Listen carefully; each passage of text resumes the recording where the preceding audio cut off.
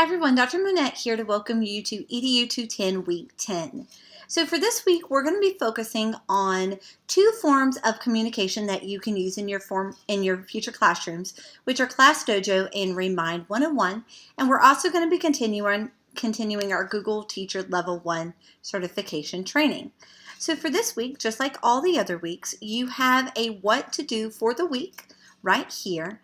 And for this week, you have some peer discussion board responses that you need to go back and respond to. And then you have your assignments here below. So just like every week for these, make sure that you click on these hyperlinks right here that will take you to what you need to do in your discussion boards. So for instance, in your teacher website discussion board, if you click on that link, it will take you to the folder.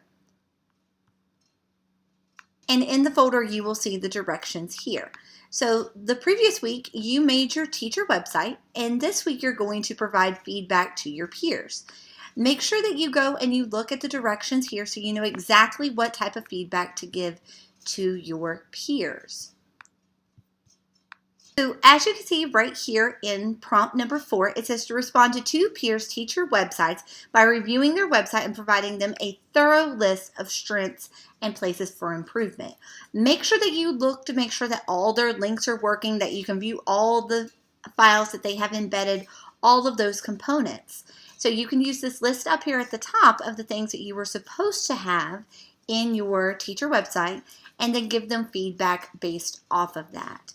So going back to the weekly directions, you also need to respond to two peers chapter 6 summarizing and note-taking. Make sure that if peers ask you questions that you're answering those questions back. That is part of your discussion board. And also make sure that you give them thorough feedback based off of what they put. So what were the similarities and the differences? What technology might they have seen or should have seen that you saw? So give them lots of feedback for that. So for the new assignments for this week, we're going to be focusing on Class Dojo and Remind 101. So to get started with this, all you're going to do is click on the link and it's going to take you over to the Google Drive folder. So this is going to be one of the first weeks where you are going to have to act as the teacher and the parent with this assignment. So in the folder, just click on the assignment and I'll show you exactly what I mean by this. There's a couple of other assignments that we're going to have throughout this class where you're going to have to go in as the teacher and student or the teacher and the parent. And the directions will give you very thorough guidelines for this. So like I was saying, Remind 101 and Class Dojo are both classroom management and communication tools that you can use with parents, but also that you can use with students. In Remind 101, teachers can send messages, photos, and files to students and parents via email or text messaging. You can also do this to the entire class, to the whole group of parents, or just to one person. And it keeps it very nice and tracked to where you can go back and show what you sent and what was sent back and forth. And it's really nice because you don't have to give out your personal information. You don't have to give them your cell phone. It will just go straight to the Remind 101 app. In Class Dojo, this is where you can keep up to date on what's happening in the classroom. You can also still send notes to parents, but you can also track behavior and things like that. So you're going to be exploring those two this week. Now, when we scroll down, you're going to see the directions here.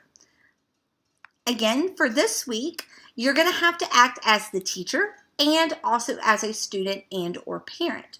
So the very beginning of the directions for Remind 101 gives you lots of tutorials, and it tells you to create a 101 account and gives you the login for this. Now under prompt number 3, it's going to tell you who to add as students to your course. So also make sure that you include the professor as a student. So under each of these, you have group 1 and group 2. Only invite the people that are in your group to your Remind 101 account. So it's right here for you. And then make sure you also send us the code via email.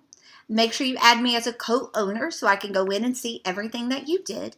And then here are the assignments that you need to do. So you're going to create 3 types of whole group messages. Message 1, you're going to create a message that includes a file, and you can include one of the files that we've already made for this class, so it could be your interactive graphic organizer. You're also going to create a message that includes a picture, And you're going to send an individual message to each member of the group using the Remind 101 app. Now for Class Dojo, again, here are your links to tutorials on how to use it. Here is your Class Dojo account to create it. Make sure that you choose teacher and you choose Coker College as your school for this.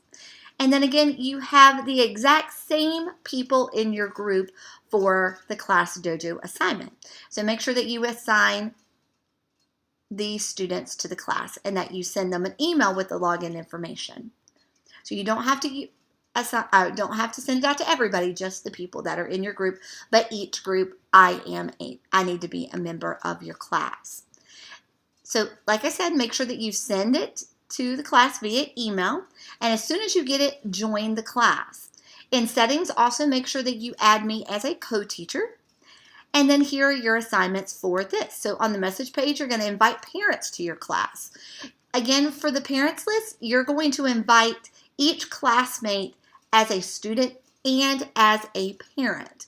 So whoever is in your group, you're going to send it to them as a student and a parent. So that is your group for this. And then also what you're going to do is on the stories page, you're going to create 3 stories. You're going to include a story that has a photo, has a file, and one that has a card. And then also you're going to explore some of the classroom functions at the bottom of the page. And I gave you a screenshot to show that. So on the classroom page, you're going to take attendance. You're going to award and take away points. You're going to create a banner, and you're going to set goals for the class or for individual students. And again, your tutorials will break it down for you. And then on the classroom page, you're going to view student reports after you assign points and goals and things like that. And then on the message page, you're going to send a message to each of your parents about his or her student. So for instance, if we go back up to group 1, you would send Isaiah, for instance, a message as a student. So he would have the login for that. And then you would send Isaiah his report as a parent using the message button.